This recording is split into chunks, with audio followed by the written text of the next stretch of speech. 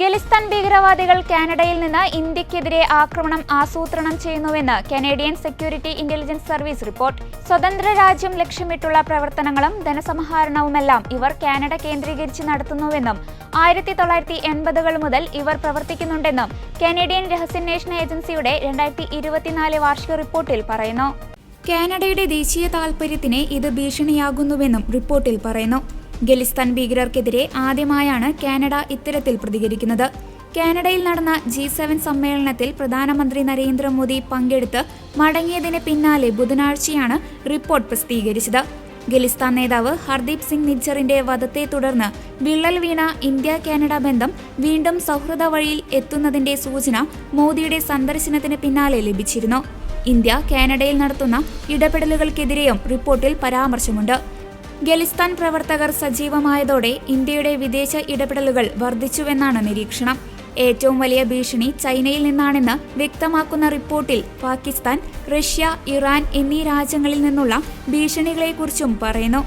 ഖലിസ്ഥാൻ വാദം ആരംഭിക്കുന്നത് 1930-കളിലാണ്. പഞ്ചാബ് മേഖലയിൽ ഖലിസ്ഥാൻ എന്ന പേരിൽ ഒരു വംശീയ മതപരമാധികാര രാഷ്ട്രം സ്ഥാപിച്ച് സിഖുകാർക്കായി ഒരു മാതൃഭൂമി സൃഷ്ടിക്കാൻ ശ്രമിക്കുന്ന ഒരു വിഘടനവാദ പ്രസ്ഥാനമായാണ് ഖലിസ്ഥാൻ വാദത്തെ കണക്കാക്കുന്നത്.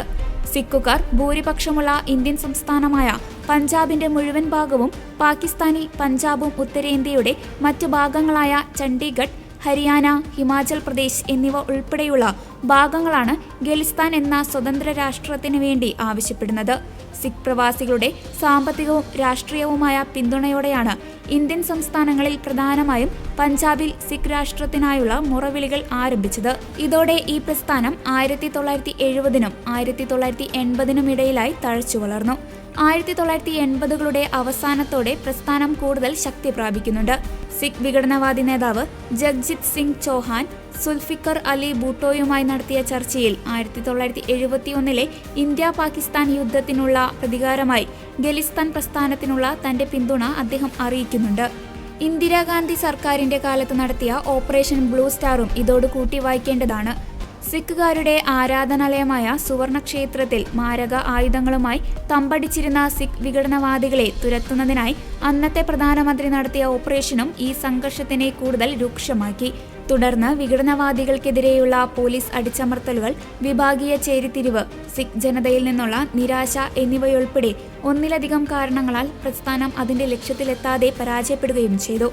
ഖലിസ്ഥാനി പ്രസ്ഥാനത്തിന്റെ അനുഭാവിയും നിരോധിത വിഘടനവാദ സംഘടനയായ സിഖ് ഫോർ ജസ്റ്റിസിന്റെ നേതാവുമായ ഗുർപത്തൻ സിംഗ് പന്നൂനുമായും നിജ്ജറിന് ബന്ധമുണ്ടായിരുന്നു.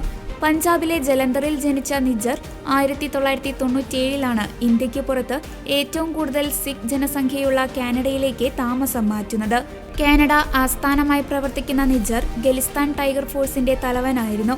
പഞ്ചാബിലെ തീവ്രവാദത്തെ പുനരുജ്ജീവിപ്പിക്കാൻ ലക്ഷ്യമിട്ടുള്ള തീവ്രവാദ സംഘടനയെന്നാണ് ഇന്ത്യ ഇതിനെ വിശേഷിപ്പിക്കുന്നത്.